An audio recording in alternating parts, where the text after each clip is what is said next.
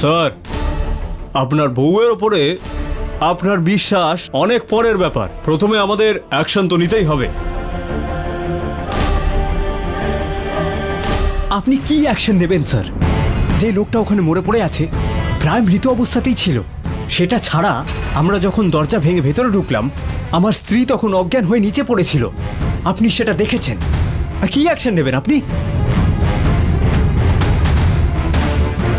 এখন আমি কমপ্লেন দিচ্ছি স্যার।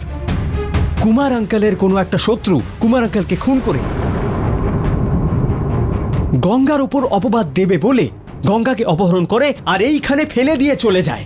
প্রথমে সেই অপরাধীকে খুঁজে বের করুন। আপনি তাকে না খুঁজে আমার স্ত্রীর উপর এই মিথ্যে অপবাদ দিচ্ছেন।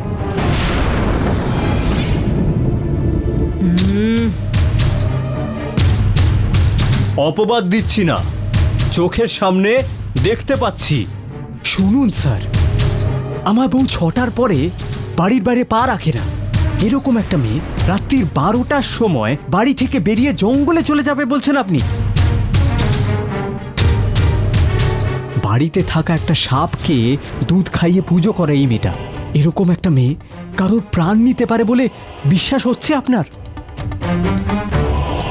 না স্যার, চোখের সামনে যেটা দেখছেন সেইটাই যে সবসময় সত্যি হবে তার কোনো মানে নেই। আপনি একটু খুঁজে দেখুন, তাহলেই বুঝতে পারবেন আসল খুনিটা কে। স্যার, হাইওয়েতে যাওয়ার সময় একটা মহিলা কুমারবাবুর গাড়ির সামনে এসে দাঁড়িয়েছিল, সেটা ওনার ড্রাইভার নিজের চোখে দেখেছিল আর আমাকেও এসে বলেছিল। হ্যাঁ স্যার, আমি দেখেছিলাম। ঘটনার জায়গাটাতে আমরা যখন গেলাম তখন একটা মহিলা সেখান থেকে পালিয়ে যায় আর আমরা ওনাকে ধরতে পারি না। এটাকে আপনি কি বলবেন? আইসিইউ ওয়ার্ডে এসে দেখছি এই পেশেন্টের সাথে আপনার বউও রয়েছে। এত কিছু দেখার পরেও আপনি কি করে অস্বীকার করবেন যে আপনার স্ত্রী অপরাধ করেনি?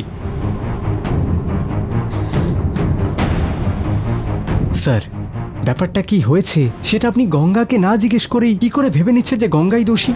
উনি তো আমাদের কিছু বলছেনই না। আমি জিজ্ঞেস করছি স্যার।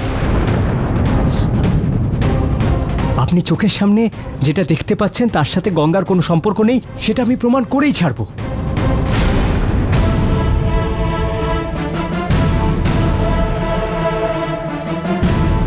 ওঠো গঙ্গা, তুমি চুপচাপ বসে আছো, তুমি কোনো কথা বলছো না, তাই এরা যা ইচ্ছা তাই বলে যাচ্ছে। এরা সবাই তোমায় সন্দেহ করছে, তোমায় দোষারোপ করছে। সবার সামনে সত্যিটা বলো গঙ্গা। যা ঘটেছে সেটার কারণ তুমি নয় সেটা বলো। মুখ খোলো গঙ্গা। এই খুনের সাথে তোমার কোনো সম্পর্ক নেই সেটা বলো। যা ঘটেছে সেটা সাহস করে বললে ওদের সকলের সন্দেহটা যে ভুল সেটা সবাই ভালো করে বুঝতে পারবে। বলো, কুমার আঙ্কেলকে তুমি খুন করনি সেটা বলো। আমি খুনটা করেছি।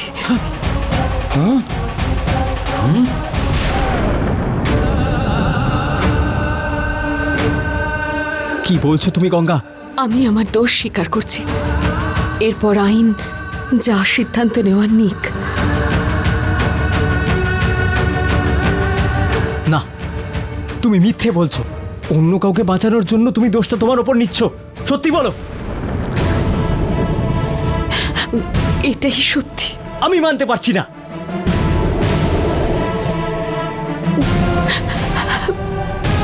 বিশ্বাস করা না করা তোমার ব্যাপার।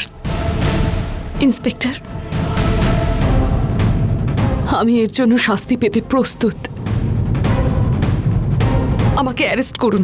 উদয়, লেডি কনস্টেবলকে ডেকে ওনাকে অ্যারেস্ট করুন।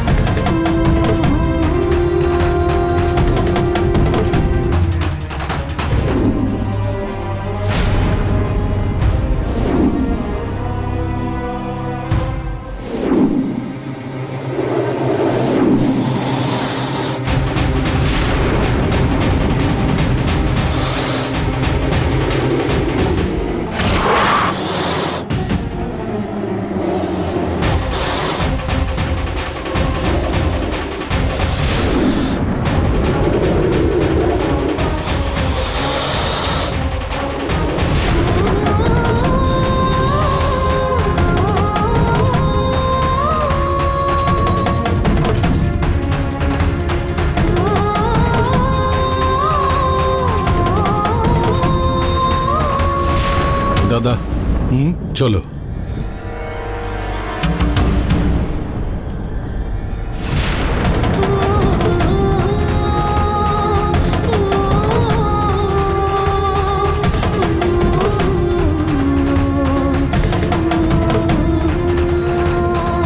কি ব্যাপার, একে অ্যারেস্ট করে নিয়ে যাচ্ছে কেন?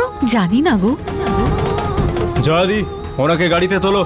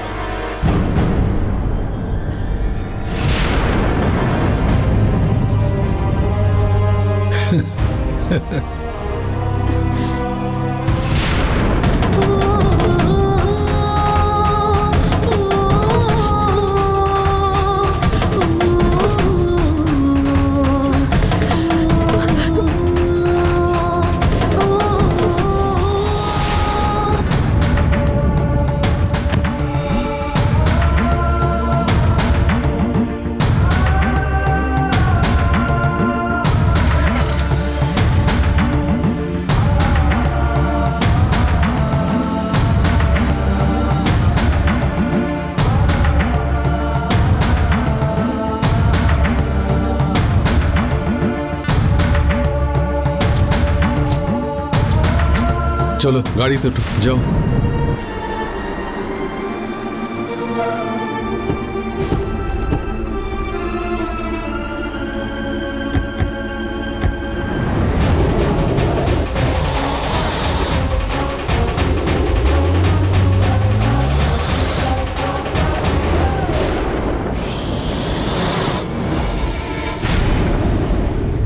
আমি এক্ষুনি আসতে পারছি না। পুলিশই বলতে পারবে যে ওই মহিলা দোষী কিনা। এসব করে আসতে দেরি হবে।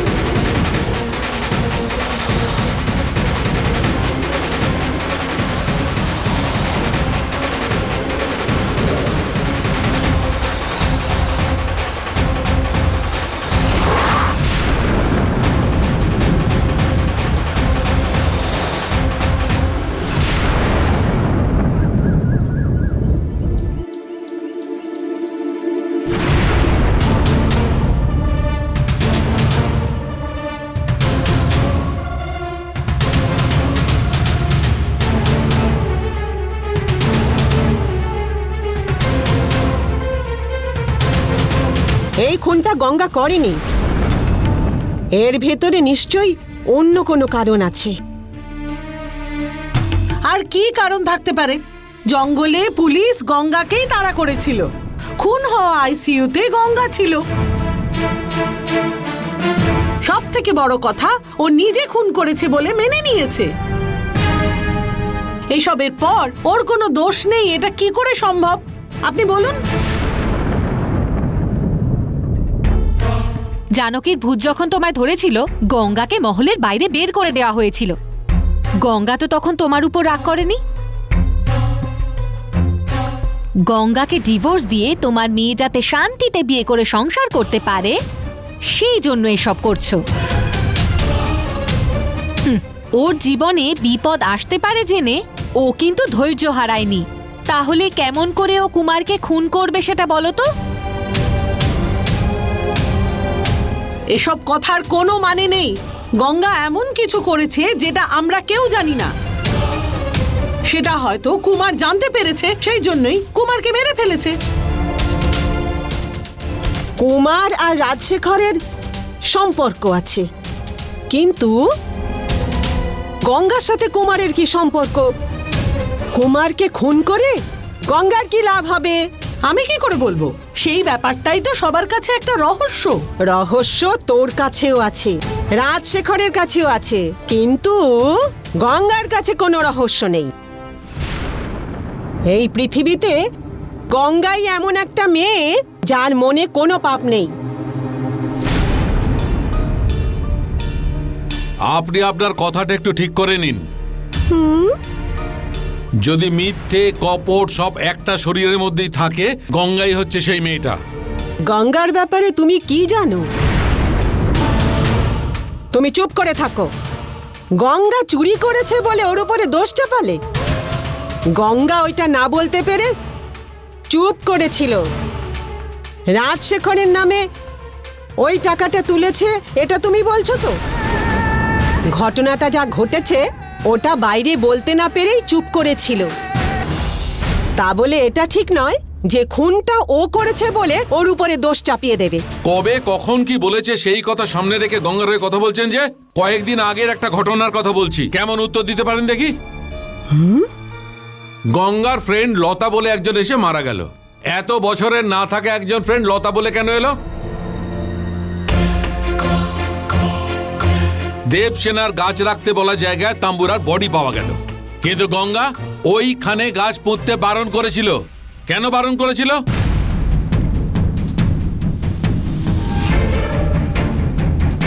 এটার পেছনে নিশ্চয়ই একটা কাহিনী আছে।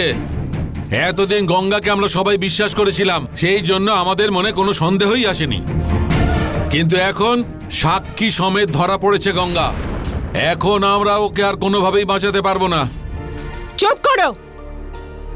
ওর সাথে যা হয়েছে ওটা খুবই খারাপ হয়েছে, কিন্তু গঙ্গা অত্যন্ত শক্ত মনের মেয়ে।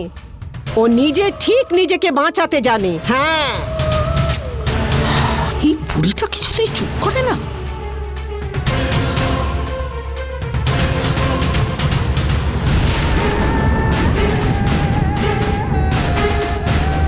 দাদা, দেখলে তো, দিদিও উত্তর না দিয়ে উঠে গেছে। গঙ্গার মধ্যে একটা রহস্য আছে, সেই কথাটা যেদিন বাক্সটা আমি এনেছিলাম সেদিন বিশ্বাস করলে তোমার বন্ধু আজ বেঁচে থাকতো। কিন্তু তুমি ওই বাক্সটাতে আগুন লাগিয়ে দিলে। গঙ্গা তোমার 20-25 বছরের বন্ধুত্বকে আগুন লাগিয়ে দিল। দাদা, তোমাকে দেখতে এসেছিল কুমার, তাকে তোমার বৌমা মেরেছে বলে বাড়ির লোক জানলে কিরকম ভূমিকম্প হবে তুমি ভাবতে পারছো? কাজের মেয়েকে বাড়ির বউ বানালে এইভাবেই মাথা নিচু হয় দাদা। মালিক, এরা সব গঙ্গার ব্যাপারে ভুলভাবে বলে বড় কথা বলছে তা নয়, কিন্তু কিছু না বলে আপনি চুপ করে বসে বসে শুনছেন, তাতে আমার অনেক কষ্ট হচ্ছে মালিক। গঙ্গা আমার মেয়ে হতে পারে, কিন্তু আপনি তো ওকে মানুষ করেছেন। এ আবার কথা বলতে শুরু করে দিল। আপনার ছায়াতে বড় হয়েছে, সারা জীবন আপনার পায়ের চটি হয়ে থাকবে, কিন্তু আপনার চোখ ফোটাবার কাজ ও কখনো করবে না। হ্যাঁ দাদা, তোমার মেয়ে চটি, আর সেই চটি আমার দাদার পায়ে কামড়েছে। আমার দাদার পরিস্থিতিটা না বুঝে এখনো নিজের মেয়ের গুণ গেয়ে যাচ্ছে। এই প্রতিদান নিজের মালিকের সম্মান দেখলে না? আমার বিশ্বাস ঠিক কি বলে মালিক জানেন? উনি আঙুল দেখে আমাকে জীবন দিতে বললে ওই আঙুলের নোকে আমি আমার প্রাণ দিয়ে দেবো। আমার এই মালিকের সংসার ভালো আছে বলেই তো আমি এখনো বেঁচে আছি। তুই তো জীবন নিয়ে বেঁচে থাক, আমাদের জীবনটা নিতে হবে না। আসলে দাদার বাড়ি নুন খেয়েছিস বলে ভাবলাম বাবা আর মেয়ে তার গুণ গাইবি, তাই দেখেও না দেখার মতো ছিলাম। এখন তোমার মেয়ে আমার দাদার গলার কাঁটা, আর আমি চুপ করে থাকবো না। কাকে তুমি কাঁটা বলছো? আমার মেয়েকে? মালিকের কথা শুনে বৌমা হয়ে এই বাড়িতে এলো যে সে কাঁটা? টাকা পয়সা দিয়ে সবকিছু দিয়ে মালিক যাকে বড় করে তুললো তাকে আপনি কাঁটা বলছেন? মালিকের জন্যে পুজো করা ঠাকুরকে যে ছেড়ে দিল সে কি কাঁটা? থামাও এইসব কথা। এই ত্যাগ করার গল্প, এই বিশ্বাসের গল্প আর কতদিন ধরে বলতে থাকবে? এই বাংলোর বৌমা হওয়ার পর ও ঠাকুরের পুজো করলেই কি আর না করলেই কি? এই বাংলো, এই সম্পত্তি, এই সব হাতাতে এসছো সেটা বললেই পারতে। আমার মেয়ের এই ত্যাগের কোনো দাম না থাকার মতন কথা বলছেন আপনি। আপনার সঙ্গে কথা বলে কোনো লাভ হবে না। যা বলার আমি মালিককেই বলবো। মালিক, মালিক আপনি বলুন। আমার দাদাকে পা টিপে দেবো বলে তো পাটা ভেঙেই দিলে। আমাদের দাদাকে কি করে দেখাশোনা করতে হয় আমরা জানি। তুমি বেরো এখান থেকে। মালিককে ছেড়ে যেতে বললে আমি এখানে আমার প্রাণ দেব। বাড়ি ছেড়ে চলে যাবার কথা আপনি বলবেন না। আমি বলছি, আমি এই বাড়ির মেয়ে, আমি বলছি বেরো, বেরো এখান থেকে। এটা আমার মালিকের বাড়ি। এই বাড়িতে ওদের যত আত্মীয়ই আসুক না কেন তাদের দেখার কাজ আমার আর আমার মেয়ের। এই মাধবদা মালিকের পোষা কুকুর, আমি এনেকে ছেড়ে কোথাও যাব না। এই কুকুরকে বাইরে বাইরে থাকতে হবে। আয় মালিক, মালিক, মালিক, আয়, মালিক, আয়, চলে আয়। মালিক কিছু বলুন, কিছু বলুন মালিক। এই ছাড়ো, ছাড়ো মালিক, মালিক কিছু বলুন মালিক, মালিক, মালিক, মালিক, মালিক। যা যা এখান থেকে।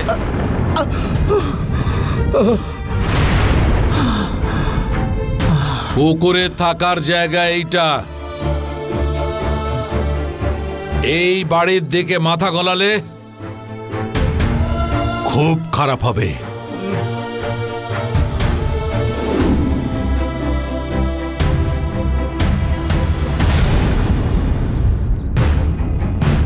মালিক, এরা আমায় অপমান করলে আমি কিচ্ছু মনে করি না, কিন্তু গঙ্গার যেন অপমান না হয়। গঙ্গা যে ভুল করেছে পুরো গ্রাম বললেও সেটা প্রপঞ্চনা করা হবে। আপনি কিন্তু বিশ্বাস করবেন না, বিশ্বাস করবেন না, বিশ্বাস করবেন না। একা গিয়ে খুন করেছে মানে বুঝতে পারছো ওর মনের মধ্যে কেমন রাগ আছে? এরকম জল্লাদকে এই বাড়িতে এতদিন ধরে রেখে দিয়েছো ভাবলেই তো ভয় করছে।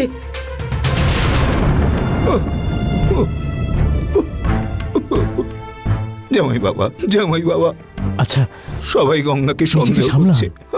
আপনার পরিস্থিতিটা আমি বুঝতে পারছি। গঙ্গা মেনে নিয়ে থাকতে পারে যে ও খুন করেছে, কিন্তু গঙ্গা কি করতে পারে সেটা আমি অন্তত খুব ভালো করে জানি। আমরা দুজনে একসাথে সংসার নাই করতে পারি, কিন্তু আমরা একে অপরকে খুব ভালো করে বুঝি। যে মেয়েটা অন্যের জন্য প্রাণ দিতে পারে সে মেয়েটা কাউকে খুন করার কথা কোনোদিনও ভাববে না। জানকীর সাথে সংসার করার আগেই ও আমায় ছেড়ে চলে গেল, কিন্তু গঙ্গাকে আর আমাকে কোনো বিধির বিধানও আলাদা করতে পারবে না। গঙ্গাকে যদি কোনো পরীক্ষা দিতে হয় তাহলে তার সামনে আমি আসব। আপনি একদম চিন্তা করবেন না, ধৈর্য ধরুন। তোমার কথা শুনে ভালো লাগলো, কিন্তু মালিক একটাও কথা না বলে চুপচাপ ছিল। ওই জন্যই খারাপ লাগছে জামাই বাবা। গঙ্গাকে নিয়ে কোনো সমস্যা হলে গঙ্গাকে না ছেড়ে দিয়ে কিছু কথা বললেও তো মনে হয় যে গঙ্গা একটু শান্তি পেত। তাহলে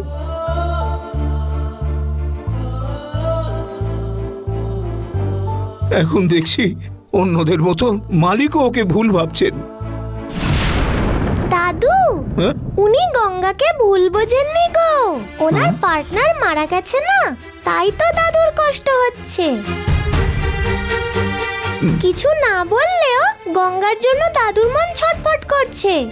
তুমি একদম চিন্তা করো না, গঙ্গার উপরে লাগা সমস্ত অপবাদ দূর করে আমি ওকে এই বাড়িতে নিয়ে আসবো। তুমি একটু ধৈর্য ধরো। বাচ্চারা একদম ঠাকুরের রূপ হয়। তুমি বলা মানে ঠাকুরের বলার সমান। তুমি যেটা আমাকে বললে সেটাই যথেষ্ট। যথেষ্ট মা, যথেষ্ট।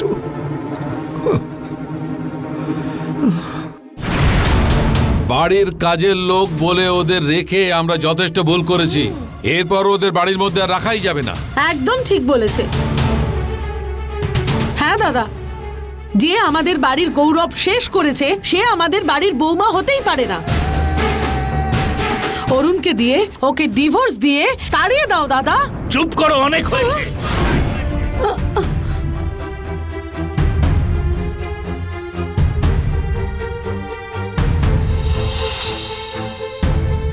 এখন কি করতে হবে সেটা আমি জানি।